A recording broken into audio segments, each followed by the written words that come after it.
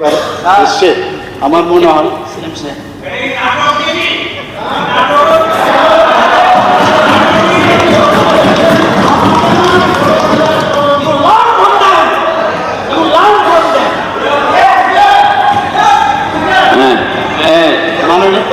একটু সবাই চোখ মাননীয় মুখ্যমন্ত্রী মহোদয় ভেরি ইম্পর্টেন্ট, ঠিকই বলেছেন আপনি, কিন্তু মাঝে মাঝে কয়েকটা বিষয় মানে একদম স্পেসিফিক হয়েতে যেভাবে বলেন, আমি ক্রিমিনালদের এমএলএ ধরে নিয়ে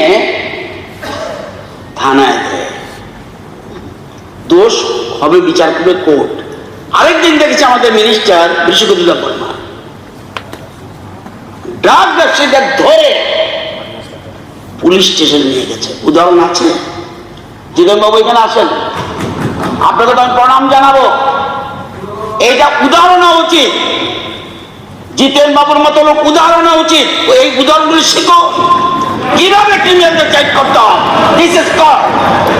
বিশ্বজিৎ বাবু উনি মিনিস্টার, উনি ধরে, আমি জানি আমার কেন্দ্রে ধরে নিয়ে পুলিশ স্টেশনে দিয়েছে। এটা পার্থক্য এখানে।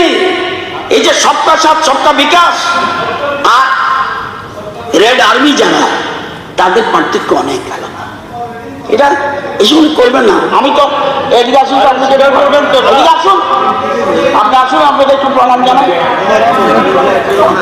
একটু প্রণাম জানাই। মাননীয় অধ্যক্ষ মহোদয় প্লিজ প্লিজ একটু রাখুন, বসেন। ম্যাটারটা রিয়েলি খুব সিরিয়াস, নিউজ পেপারও কিন্তু কয়েকবার এসছে আমার মনে হয়।